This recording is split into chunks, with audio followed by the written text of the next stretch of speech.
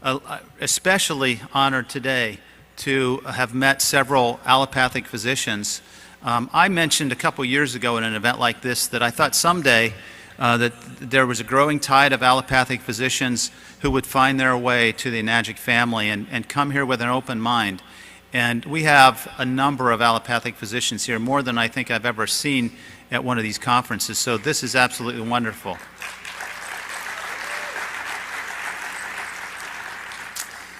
One in particular, I was very surprised when I stepped in a room and I saw his profile and I thought, I can't believe he's here. And I walked up a couple times to take a second look, and it was only until I saw his cowboy boots that I realized who he was.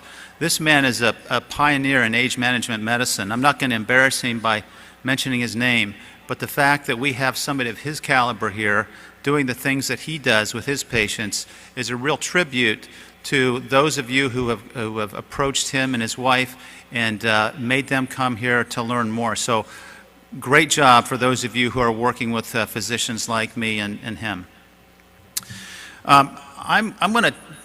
Many of you know my story. I started out in nutrition and was working on a doctorate in nutrition. And after 8 years on the PhD track, I went to medical school, graduated from Ohio State University, did a family practice residency, and finally, at the age of 40, I had my first job.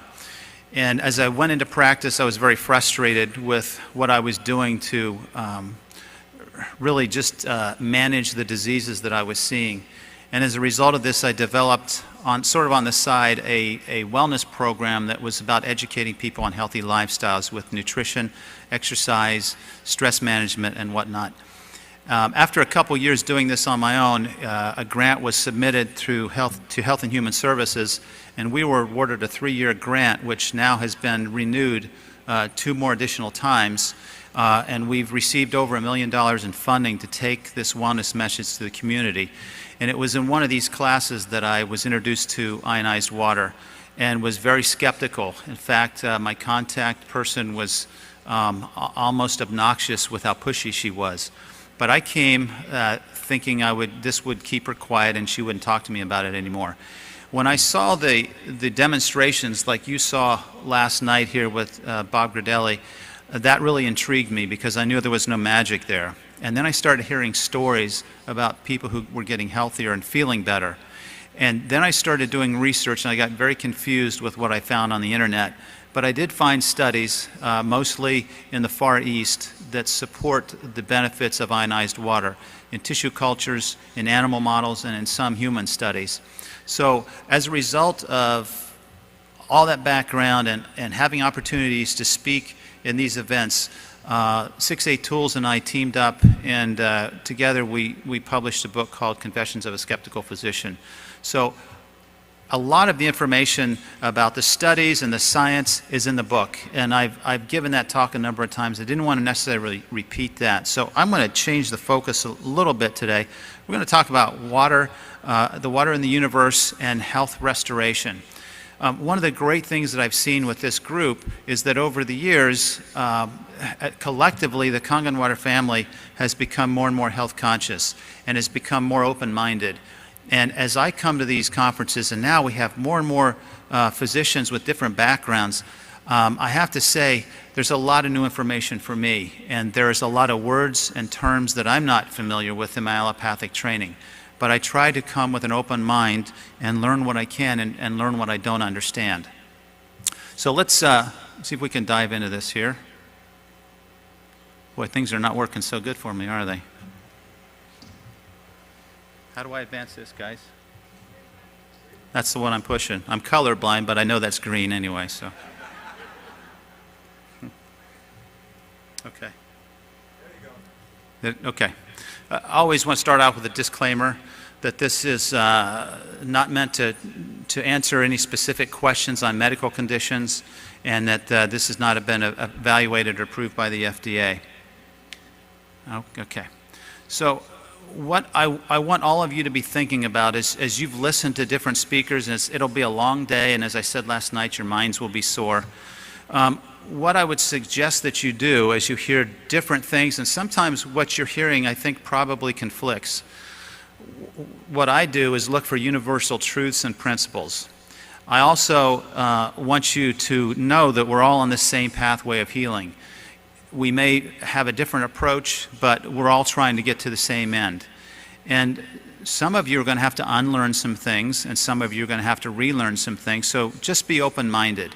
And please don't take what I say as the truth because I'm a medical doctor. There's some very qualified alternative medicine type of doctors who are speaking. There's many of you who know much, and I think together we need to combine our brains and our resources and advance this cause. So just because I'm an MD does not necessarily qualify me as an expert. This is the result of my background and my study. And then finally, remember, we're all taking steps forward today, and we're at different locations. Some of you are further down the path of health and wellness. Some of you are just beginning. So what I want to talk about is the water universe, and we're going to talk about the building blocks of health, the disruptors of our health, and then how we restore our health. I love this quote by Cecil B. DeMille, who was the producer and director of the Ten Commandments. This is one of my mantras, is that it's impossible for us to break the law. We can only break ourselves against the law. When we practice lifestyles that are in discord with the laws of nature, there's a price to be paid. And so it's incumbent upon us to learn what those principles are and live in harmony with them. So here's 3 universal laws that I'd like to begin talking about. And I think these are some of my guiding principles as I have studied the claims about ionized water. So we have balance and harmony, we have order and sequence, and we have interdependence and synergy. Let me explain what that is or give you some examples. In terms of balance and harmony, there's absorption and elimination. So you put food in your mouth, but you have to eliminate what your body doesn't need or want. There's reduction and oxidation. We call this ORP when we're using our meters. There's this acid-base balance. It's extremely critical, and you've heard a lot about acid and alkalinity. When we violate these particular principles of balance and harmony, one example would be toxic stress. And these would be heavy metal and organic acid accumulations that cause a lot of disease and dysfunction. Then oxidative stress can lead to heart disease, cancer, diabetes, and hypertension. Another example of an imbalance or a disharmony of the laws of reduction and oxidation. And finally, the acid stress that happens when our body is not able to maintain that acid-base balance can be seen in conditions like kidney stones, kidney failure, and emphysema. The second underlying principle is the principle of order and sequence. Examples of this would be the synthesis of DNA and protein, which this is the top figure there in the right-hand corner is showing you protein synthesis. There's also order and sequence in the orbits of the solar planets and electrons around an atom. And there's also an order and sequence to every embryological development in life. And when those are violated, there are severe consequences. So if there's a misread or a disordering of the DNA sequence, it could potentially lead to cancer. One amino acid that's erroneously inserted into the hemoglobin molecule can lead to a devastating disease called sickle cell anemia. So these laws can't be violated without a consequence. If we don't digest our foods properly through the proper sequence, then we have problems with absorption. And anytime there's a significant error in this order and sequence in the embryological development of any life form, there's normally the result is a spontaneous abortion. The last example is interdependence and synergy. And there's this idea that we're all dependent on each other. And even in these smaller levels, we're made up of several different organ systems, but these organ systems communicate with each other. The circulatory system is dependent upon the endocrine system and the nervous system, to name a few. Cells have their own set of organs. We call them organelles, and those organelles are dependent upon the health and the vitality of each other. Then we have the gut, the microflora in our gut, extremely important for the proper digestion of the foods that we eat. And then we have enzymes, and cofactors are typically metals, trace minerals that are important for the function of those enzymes. But if you have an enzyme and those trace elements, without water you have an enzyme that's non-functional. It doesn't move, it doesn't do anything, so water has to be part of this. We can violate this principle of order and synergy, and the questions that I would pose is, how long can you live without a heart? How long can you live with an unhealthy heart? Can your cells survive without the mitochondria or the nucleus? Can you digest food without a healthy population of microflora? How long can you have a gut dysbiosis and expect that your health will be able to maintain itself? Okay, so with that as a backdrop, let me ask you this. Does water obey these same laws? This is a depiction of a water molecule, actually 5 water molecules, and you can see the bond angle that they associate with because of hydrogen or polar bonding. When these polar bonds are optimally aligned, you get a hexagonal type of a configuration. And remember, you're looking at a 2D image which is actually a 3D structure in life. There's an extremely well-educated chemist, Dr. Mei-Wan Ho, who wrote a book called Living Rainbow Waters. Made a very interesting statement about the cooperative, coherent nature of water, meaning this interdependence of water molecules on each other. And I'm going to just read to you or tell you about this claim that she made. She talks about the hexagonal formation of water molecules in both ice and water. And the question is, why does it do that? Well, her conclusion is there's greater stabilizing energy. There's higher electron density when these molecules clump together in a 6-molecule configuration. With this enhanced energy, there's enhanced electron transfer through that structure. And this can be measured by X-ray and neutron diffraction. There are some natural sources of the pentagonal water, which is a 5-molecule complex. And these, according to her research, are found at the bottom of the Arctic Ocean in small pockets of gas. This is a kind of a technical picture. It's really a basic idea. And what we're seeing here are the fact that when you have 6 water molecules associating together, 2 things happen that are really important. One is that the hydrogen bond length becomes very short, and it doesn't tend to shorten if you put a 7th water molecule in there. It doesn't seem to make a difference. If you only have 2 or 3, you can see by the figure on the left that it makes a difference in that hydrogen bond length. The other point that's worth noting is when these water molecules combine to be a 6-molecular complex, there's great electron density, and that stabilizes at about the 6-molecule complex. So this was Dr. Mei-Wan Ho's quote that I was alluding to earlier. She talked about this atomic synergy of water. It's a beautiful explanation of what water molecules do. She says it's incredibly dynamic, involving astronomical numbers of the most diverse players, all doing their own thing with maximum spontaneity and freedom. It's like quantum jazz, with each individual player with a dynamic range of some 70 octaves, where each individual player is freely improvising from moment to moment, yet keeping in tune and in step with the whole. That's a pretty amazing statement about water by one of the world's experts in this field. Another contemporary that many of us can identify with is a chemist by the name of Jerry Pollack. He's at the University of Washington. This is a neat video to look on YouTube to watch, but he gave a presentation at the University of Washington as, I think, a faculty presentation of the year.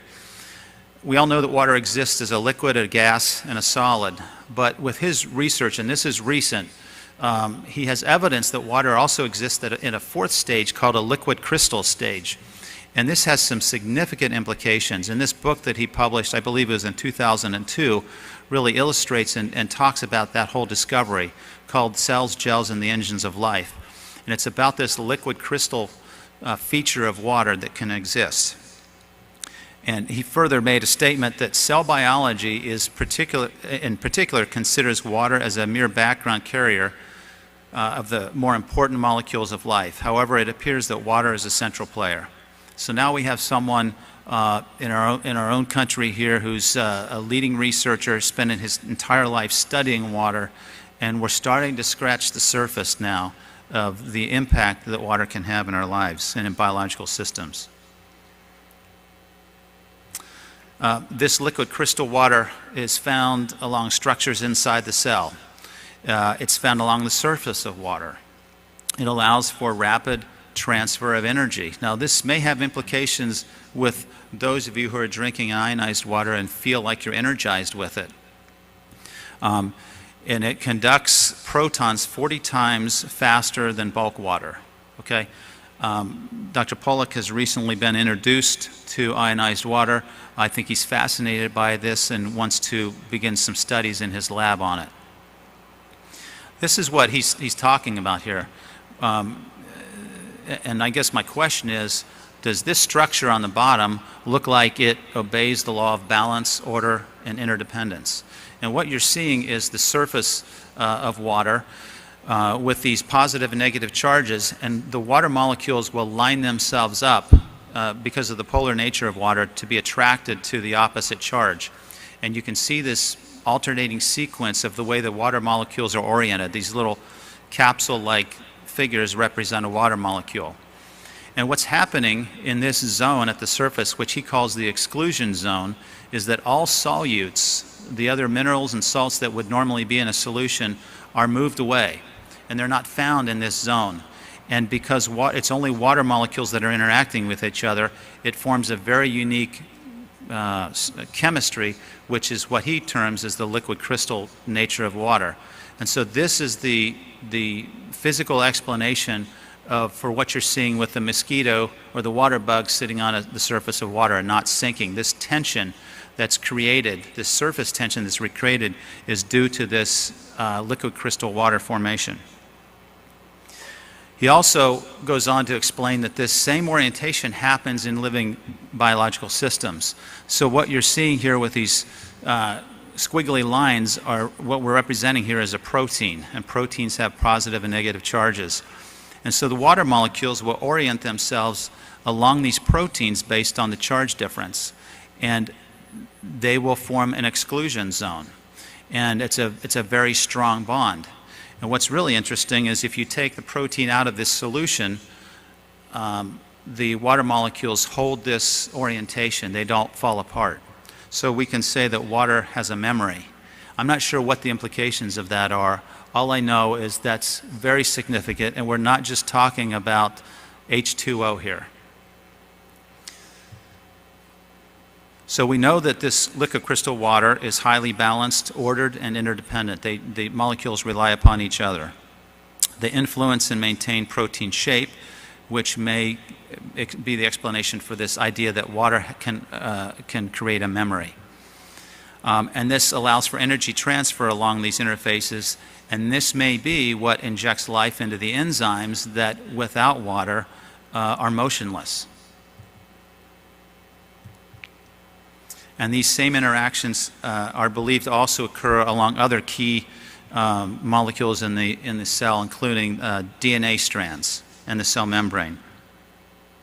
So let me ask you the question here. We talked about harmony, order, and interdependence.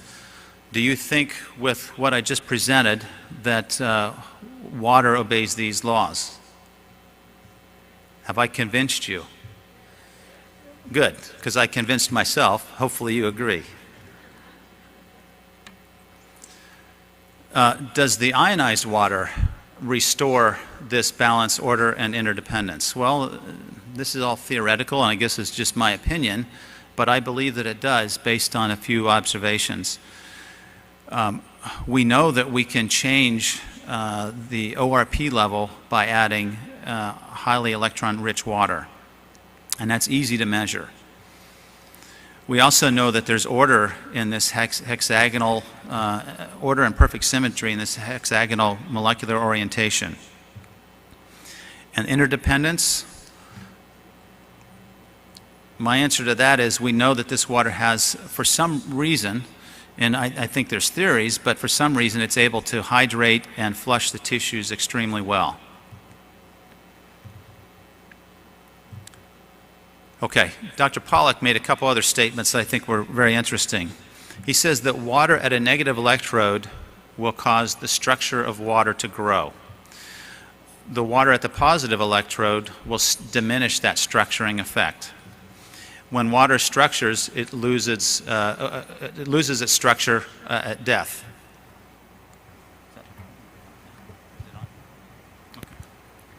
I was kind of comfortable back there, but okay. And another statement that I really liked is his definition of potential energy. His definition of potential energy is that it's a combination of order and charge separation, like you would see in a battery. So let's look at a very simple complex that many of you are familiar with, the cell membrane, and the charge difference in the cell membrane. We note on the outside of the cell membrane, as you can see, there's a positive, net positive charge. On the inside of the cell, as a result of the way these ions line up, and particularly the negatively charged proteins, we have a negative charge. So we have a charge separation, and we have an order with this. And as a result of that, we can measure this membrane, the cell membrane potential, which in most living systems is believed to be between negative 40 and negative 80 millivolts. So let me ask you this question. Does Kangen water have a charge separation potential? Do we measure that? Give me a number. What's that? Minus 300 or 400. That's what you're measuring with the ORP, right? You're measuring millivolts. Okay, so does that mean that if you drink water that's negative 600 millivolts, that you're going to do something bad to these cells that are operating at this smaller this voltage range? I would say not, because we're not talking about every particular cell simultaneously being bathed in negative 600 millivolts. It's a gradual process. And of course, these ions are moving in constant flux. But if we can add to this charge differential, I was talking to a neurologist just a few minutes ago. Maybe this has some impact in neurology and neurological disorders. Life is all about the transfer of energy. And if you just remember high school biology and what you're trying to learn about with ATP synthesis, the fuel of the cell, there's this last chain of events that has to happen before ATP is formed, because ATP is what your body primarily burns as fuel. And in this process, we're transferring energy through hydrogen ions. It's this flow of electrons. And I can't point this out to you, but let me walk over here and I'll just see if you can see this. There's an enzyme, a protein complex. Most of these are enzymes. There's a protein right here called ubiquinone, or coenzyme Q10. This is depleted in any of you who take the cholesterol medicines, antidepressants, blood pressure medicines, particularly beta blockers, and many of the diabetic medications. So if you're depleting that CoQ10 and you're trying to make energy, how do you expect that you'd feel? Tired, weak, your muscles feel sore, your joints hurt. So what you should be doing is taking CoQ10 as a supplement to replace that. What we really need to do is appreciate the fact that sometimes medications can cause some harm. And I'll tell you with confidence that every prescription drug has a deleterious effect on cell biology, and it will cause some type of a nutritional compromise. Might be relatively minor, but it's going to be there. And so we really need to be careful with the use of prescription drugs, even though sometimes they're necessary. So how's your energy flow? How's this process happening in you right now? How are you feeling? Because those of you who have been really faithful drinking this water, most of you will feel a surge of energy. You'll feel more energized as a result of it. Okay, most of you understand the electrolysis process. We're going back to Dr. Pollack's comment that as electrons flow from the anode to the cathode, the water will be structured. And you also know, and somebody, one of the other speakers this morning talked about being able to cause a flame to erupt as the water, the alkaline water is coming out of the faucet. And that's because you have hydrogen gas that's combusting. And this hydrogen gas is unstable as far as I understand it, disassociates pretty quickly, and it's the release of these electrons is what the body is sucking up to help to make this negative millivolt potential that's so good for us and so powerful as an antioxidant. This is just a reminder that there are foods that are very acidic and there are foods that are alkaline. We need to try to stay on the alkaline side. I tried to have an alkaline lunch today, but I did have a roll. Okay, so I had some white bread. So I added some acidity to my diet. Probably not the best thing to do, but you know what? We're all trying to do the best we can, right? And we can always do better. But the idea is that we're progressing and improving. There are definitely acid loads. We know that the blood pH ranges is from 7.35 to 7.45. Acid is a byproduct of metabolism. The athletes talk about lactic acid, there's pyruvic acid, there's all alpha-glutaric acid, there's all types of acids that are created as a result of metabolism. Where does that acid go? Most of it is excreted in the urine. And so as the blood comes to the kidneys, the pH is 7.4.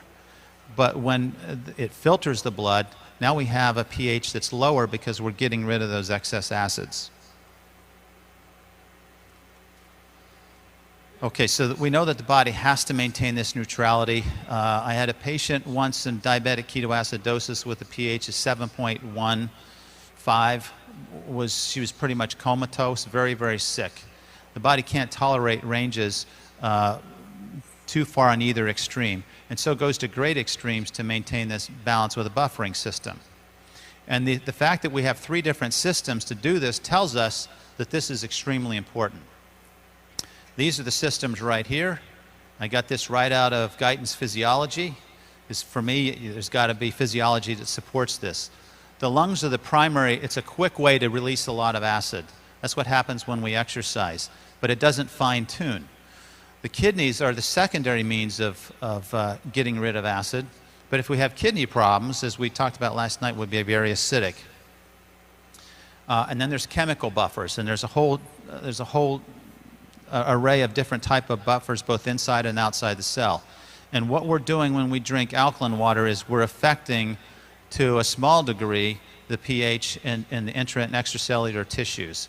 But I don't want anybody to the idea that drinking alkaline water is overriding these built-in systems, because they are there. They've protected us for millions of years. They've kept animal life alive through the built-in mechanisms that we have. We know about this oxidation reduction potential. We're measuring millivolts, and that negative millivolt or positive millivolt is oxidizing. I was trying to depict something, and I didn't really do a very good job with it. Most hydrogen in biological systems exists as a proton. So it's this hydrogen plus molecule that I'm depicting on the left side there. If you add an electron, now you have elemental hydrogen. That is not something that you see very long. That's pretty unstable. What you will see, though, with energy being put in, is the creation of hydrogen gas. So what we're depicting here are 2 hydrogens with 2 electrons. They're paired up, but it's fairly reactive, it's unstable, and so when it breaks apart, those electrons have to go someplace. And where they go is they go down the electron transport chain. They go to help develop this charge differential that helps us with all types of physiological functions in the body. So this extra electron is able to donate itself to other compounds and act as an antioxidant. We also have talked about the microclustered feature of water. This is measured by nuclear magnetic resonance. I'm still looking for some stronger evidence to support the 1 or 2 studies that I found from scientific data about this microclustering effect. but it has been measured. And this is one of the studies that I found, and when they compared the nuclear magnetic resonance measured in hertz, you can see there's quite a difference between the standard types of water that people drink and this hexagonal ionized water. So something unique about the energy, and we believe it's these properties that allow it to be clustered together and allow those electrons to have a tighter interaction with one another. Another recent scientist who shared a Nobel Prize, I believe it was in 2003, from the United Kingdom, Dr. Agri, came up with this concept that described aquaporins, which somebody had mentioned previously. Aquaporins are protein channels that allow the transfer of water to go through. This would make sense that as we age and our proteins are compromised and oxidized, there's many examples of what happens when these proteins change their structure, from enzymes that are not as efficient as they should be to insulin receptors perhaps not working optimally, and maybe even this water channel, this aquaporin, if these proteins become oxidized and change the configuration of the proteins, now we have a structural change in this channel that may impede the flow of water. And this is just theoretic conjecture, so we're off the science talk here, but if you're drinking alkaline and ionized water with a lot of free electrons, you have the ability to potentially heal and restore the health of those proteins back to their native structure, potentially allowing the flow of the water to improve. So our health is compromised, and I came up with this tricky catchphrase. Shan Stratton is a genius at this. I kind of worked at this, and I wasn't very good, but this is what I came up with, 5 things. And this is what I think we've done to compromise our health. The wrong type of water. We need to be careful about what we put on our skin, what we put in our mind, what we put in our mouth, and what we put in our lungs. Now let me give you a couple examples of this. I want you to think about what's in your water. Now this is depicting sort of the life cycle of mercury, which is a heavy metal, and many of us are contaminated with mercury. My mercury levels are at toxic levels. I just learned this about a month ago. And this gets aerosolized in the air, particularly in areas where there's a lot of steel mills and a lot of industry. And then it filters down into vegetation and into the water supply, gets into the plants, gets into the fish. If we're growing produce in these regions, it gets into the foods that we eat. So let me show you the map of mercury levels in different regions of the United States. You can see the Northeast has got the highest mercury levels, and this is where a lot of the original steel mills were. And there are other reasons for this as well, but I just want you to see that you're all exposed to mercury at some degree or another. And when this gets in your system, it has to be considered, because I'm not convinced that drinking alkaline water gets rid of mercury. I'm not sure how that happens. Maybe somebody else can explain it. Another interesting comment, looking at pesticide mixtures and talking about how they disrupt the endocrine system and the effects on amphibians. Dr. Hayes said there's toxic levels of these pesticides that were studied in frogs at levels of 0.1 part per billion. 1 part per billion is the equivalent of 1 drop of water in an Olympic-sized pool. Okay, so we're talking very, very small levels that can be very toxic to amphibians. This should blow your mind a little bit. The urine of a farm worker contains an average of 2,400 parts per billion of these pesticides and these compounds, and he says that this could effectively castrate 720,000 frogs from the diluted urine of these workers, okay? So think of that, and this is the consequence when these animals are exposed to these types of pesticides and endocrine disruptors. All kinds of strange things happen. Another study was reporting. Was there a comment? Oh, you couldn't see that? Okay, that's a frog with two additional legs growing out in the middle. So a major malformation. Another study was talking about this, the biomonitoring of industrial pollutants. And the statement was that humans are now exposed to synthetic pollutants in drinking water, air, and the food supply, as well as and consumer products and home pesticides. Some of these chemicals resist metabolism and excretion and therefore accumulate in body tissues. And the general population, their burden indicates that even small exposures and releases of these persistent bioaccumulative substances can develop in significant levels over time. Now, we're not talking about biotoxicity here, but we are talking about what goes into our body and what we're exposed to, whether it's through our skin, our lungs, or our mouth. And we're talking about compromised water, because that was my first point here. There's a lot of compromised water that is available to us. Most of the bottled water we drink has oxidation properties, but it's very easy to eliminate that by drinking high-quality ionized water. There's some compromise in skin applications. This report it was a survey, 2,300 people interviewed around the country, and the findings was that 1 out of every 5 adults is potentially exposed every day to the top 7 common carcinogenic impurities that are found in cosmetics and personal care products. 1 out of 5 of you. Hydroquinone was the most on the top of this list, and then there are others listed here. Parabens are a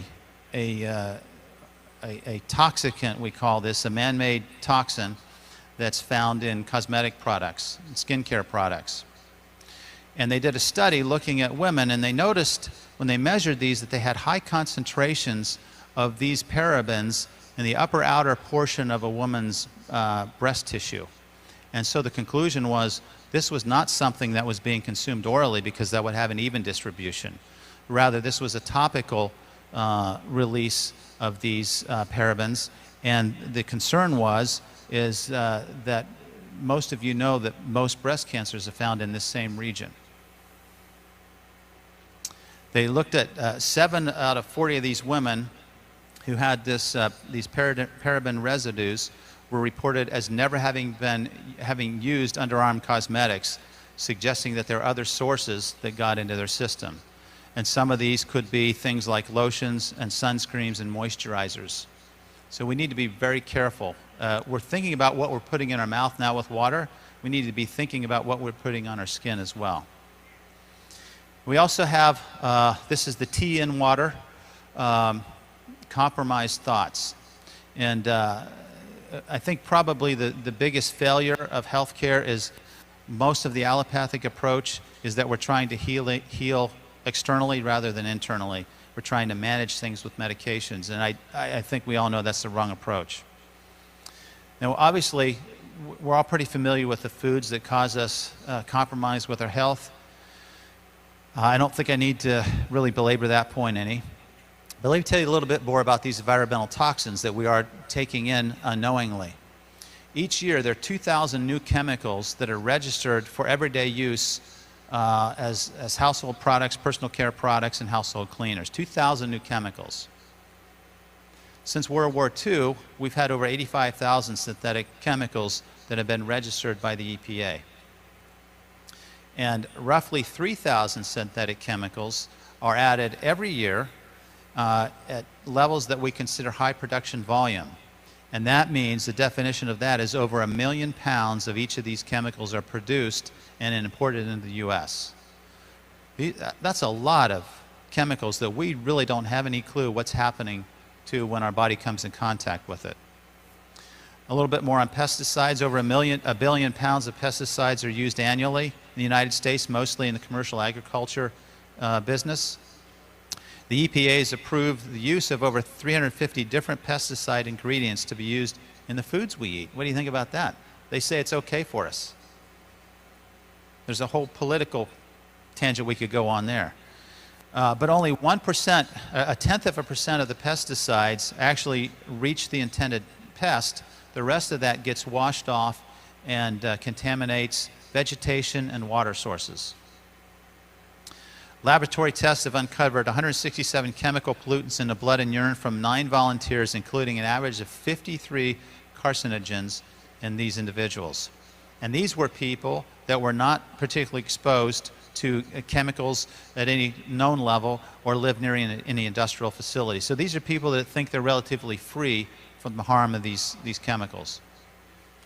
Now, let me tell you a little bit about atrazine, and some of you who do bioidentical hormone therapy, I think, can identify this. I do use bioidentical hormones in my practice, and the last 2 years I've seen about half a dozen men come in, mid-30s, big, strong, muscular guys. They look like they've been on steroids, but they're not, just very, very testosterone driven, and they have just crashed. No energy, no libido. They feel depressed, they're tired, they feel awful. If you measure their testosterone levels, they're low. If you replace them, they feel better. But my question is, what happened to these testosterone levels? Why did this happen? Of course, women have the same exposures, but this is pretty dramatic when you see a man who loves the gym now become a couch potato with no explained reason. Atrazine is one of the most widely used herbicides since 1959. It's a weed killer of choice for corn, citrus fruits, and sugar canes. It was banned in Europe in 2003. And in the United States, though, we produce 70 to 80 million pounds annually. It's a major contaminant of groundwater in the Midwest. Now, why did I mention hormones? Because this will knock down a man's testosterone level, as will Roundup and some of the other weed killers that we're commonly exposed to. We don't realize that we're being exposed to it. It can travel up to 600 miles from the point of application, and has persisted in groundwater in France despite no application there for over 18 years, 15 years. And it's estimated that all Americans are exposed to this every day, or at least 60% are exposed to this every day. I think you're probably thinking, what does this have to do with water? Well, it does have something to do with water.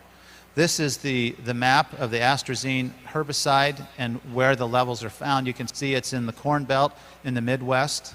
I think we need to be very careful about the foods we consume, because there will be effects that will linger in our bodies for a long time unless we identify them.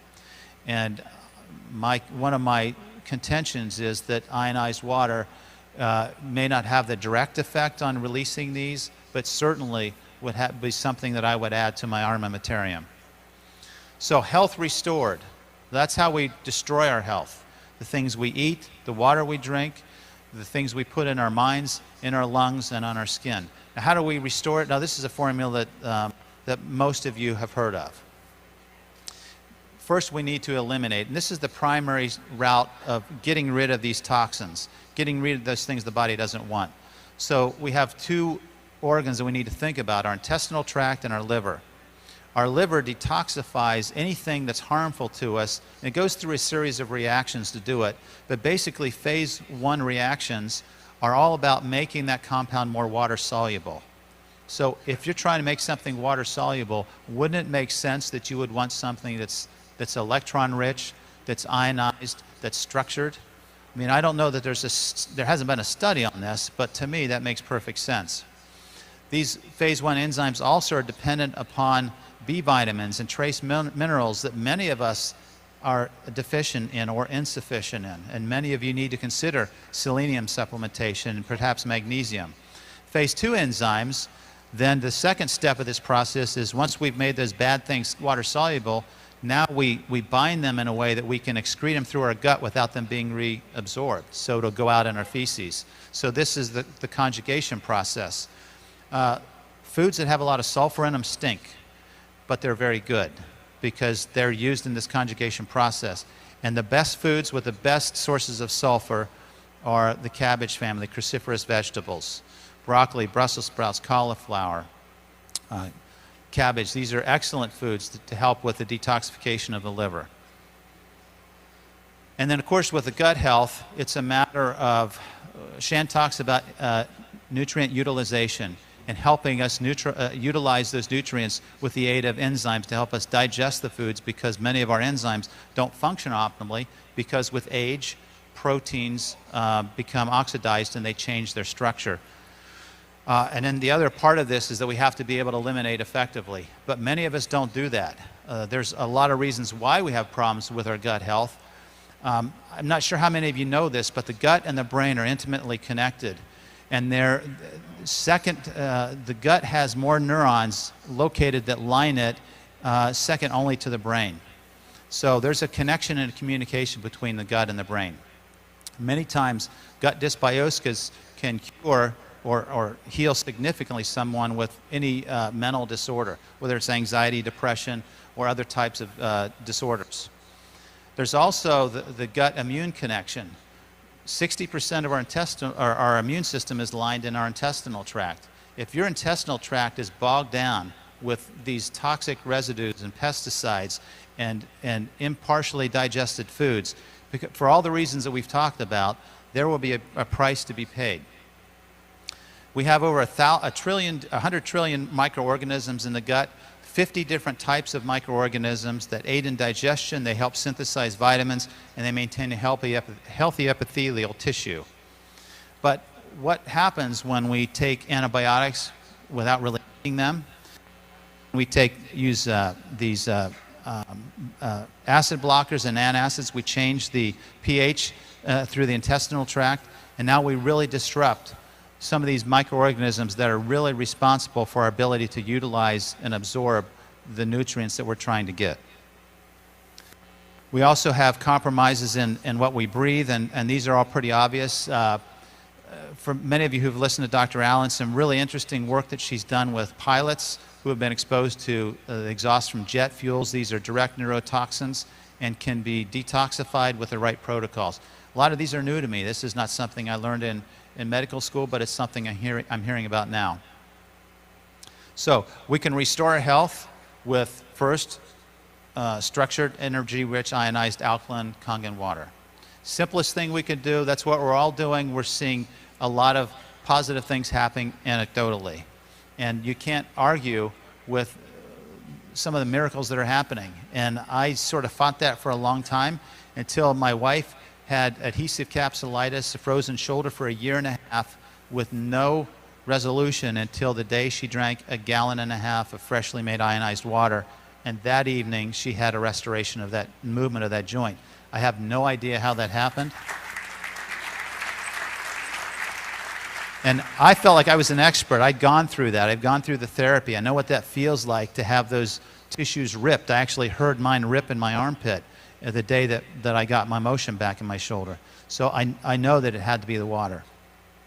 We have to be careful about what we put on our skin. Next time you put lotion on your skin, ask yourself, would you be willing to eat it on a tablespoon? Because that's basically what's happening. It's getting in your system. We need to watch our thoughts. We have very toxic thoughts, and I think the remedy for toxic thoughts is service, which is what's so nice about all of you, because you're all service-minded. You're really here to help other people, and great things happen when you're thinking of others more than yourself.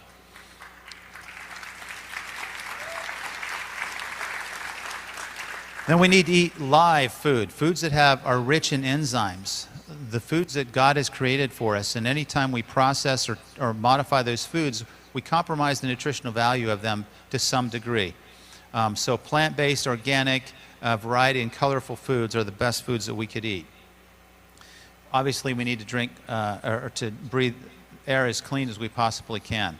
And then finally, move. Now, that doesn't fit my acronym WATER, so I didn't know what to do with that, but you got to move. I mean, movement, it helps you perspire, helps you get rid of some of these toxicants, but it also moves your lymphatics. Extremely healthy, extremely important.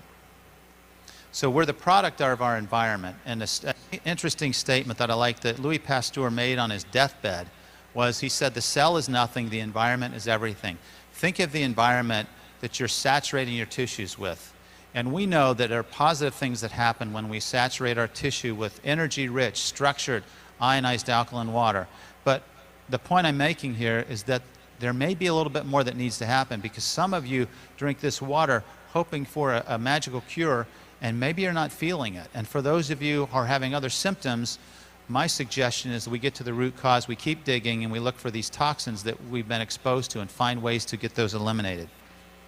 So, questions that I get, these are some of the questions I've had over the last couple years, and I think we all have the right answer here. It doesn't cure any of these conditions. It helps to support healthy biochemistry. It helps to support a body that's intended and designed to miraculously heal itself, even in the face of tremendous abuse that we submit ourselves to. Our body will heal itself until we take our last breath. Now, I didn't talk about studies, but there are studies that exist. And for the skeptics, they need to see these. And I will admit, they're not as maybe as robust and not as numerous as we would like. But I've settled in my mind that I'm comfortable with that because they continue to come in. And I feel good about the fact that this is in line with basic principles, those principles I talked about with harmony, order, and interdependence. It's consistent with what I know about physiology and biochemistry, and what I've seen in the literature, it's consistent with that. And what I'm hearing from other individuals that are studying it, it's consistent with that. I firmly believe that we are scratching the surface, and we're in for some exciting times. And you guys are all positioned perfectly because you're able to take this message to those who are willing and open enough to hear it. So we're back to this statement again. It's impossible for us to break the law, but we can break ourselves against it. Let's continue to help others heal from the ailments that afflict them. Let's promote healthy lifestyles, and at the core of that healthy lifestyle should be ionized water. So a healing formula, these are the lifestyles that I suggest that we embrace. These are the lifestyles that I suggest that we avoid. And I think most of you would agree with this. This is nothing unique. Some people ask about supplements. Remember what the word means. It means to supplement a healthy diet. Our nutrition should come from food. It should come from raw plant-based foods primarily. But if we're going to take supplements, these are the supplements that I rank in sort of the most importance down to maybe the more optional supplements. And again, it supplements a healthy lifestyle. It doesn't substitute for a healthy diet. Now, as I conclude, we're all about helping other people heal. Now, if we apply those natural laws of harmony, when you're approaching others, let's find common ground, and let's find those things that attract us to each other, and let's talk about those things. Let's don't get into arguments with people and try to convince them and persuade them and overwhelm them with too many anecdotal stories or maybe science that we don't understand. Let's simply humbly and lovingly share our message with those that we care about. Let's also remember that there's an order and a sequence to this, that first we need to listen. Because if we're not listening and understanding what they're saying, we're not really communicating. Then we need to teach them, then we need to show them, and then we need to listen to them and see what they've processed and how we can refine the message. And then there's this interdependence. And this is when this whole business becomes a lot of fun, when you're building teams together and we're having events like this and we're all collectively leaving better than when we came. Okay, so here's a question for you. I started with harmony, order, and interdependence. And this is my family. Now, how often do you think I have harmony, order, and this synergy in my family? I've got teenagers. Katie, where's Katie? Where is she? Stand up, Katie. Katie is the one on the bottom right here. She is a fun kid.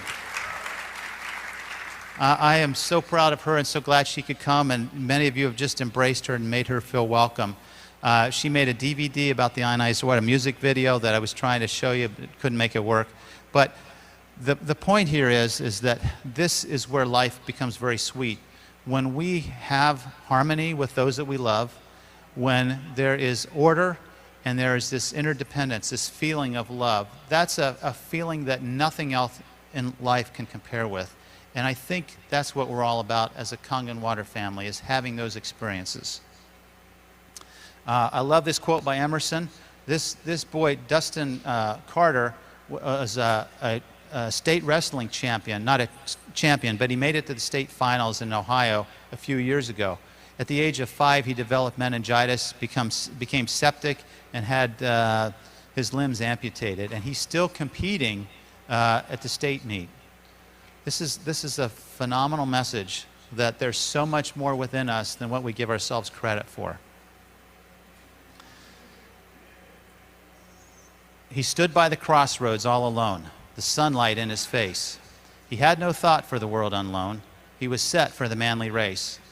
But the road stretched east, and the road stretched west, and the lad knew not which road was best.